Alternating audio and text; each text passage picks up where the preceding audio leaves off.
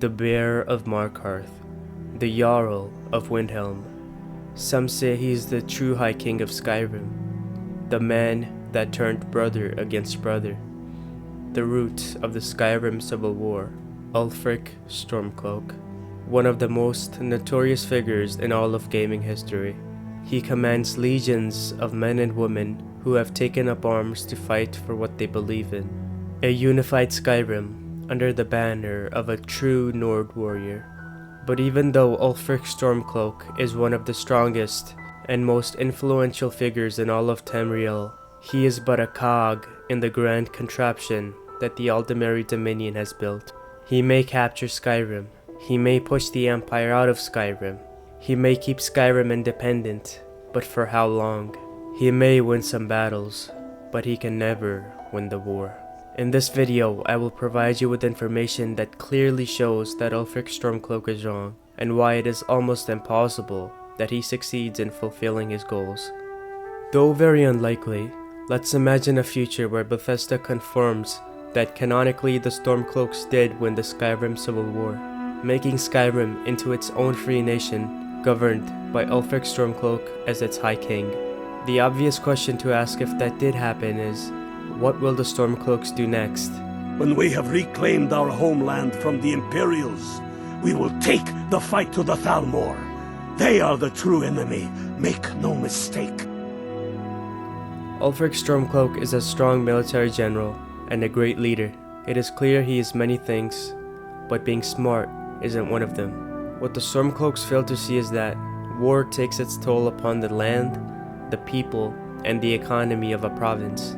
And if the Stormcloaks tried to go to war with the Thalmor, it would wreck Skyrim even further than it already is because of the Civil War.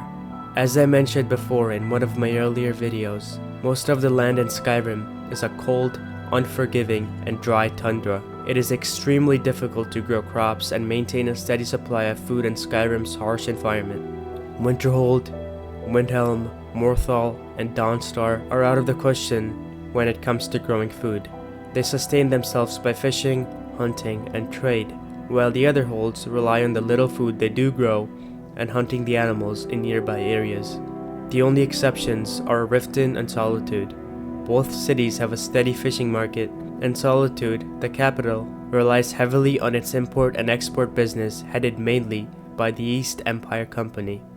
Now, if the Stormcloaks did manage to make Skyrim a free nation and decide to go to war with the Thalmor, it is very likely that the Empire would take the opportunity and invade Skyrim while the Stormcloaks would be distracted. Skyrim would be a nation newly liberated, at war with the two strongest powers on Tamriel, and fighting them on two fronts. A realm with land unfit for agriculture, with its animals extinct because they would be hunted for food.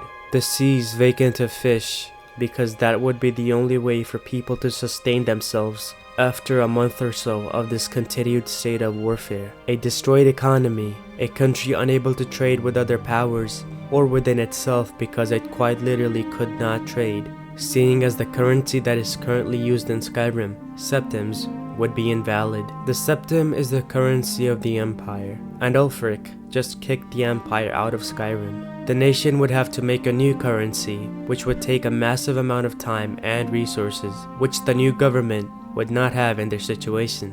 After all of that, if the Stormcloaks somehow managed to find a solution to all of those problems and hold off the Aldmeri Dominion and Imperial Empire, they would still have to deal with the dragons that have returned after a millennia and the growing numbers of Forsworn in the Reach trying to take Markarth. A lot of people like to say, well, if the Stormcloaks have the Dragonborn, they can beat anyone and do anything. Well, I agree that the Dragonborn is an incredibly powerful hero, but can they create a new currency, make crops grow out of snow, and fight two wars on two different fronts simultaneously?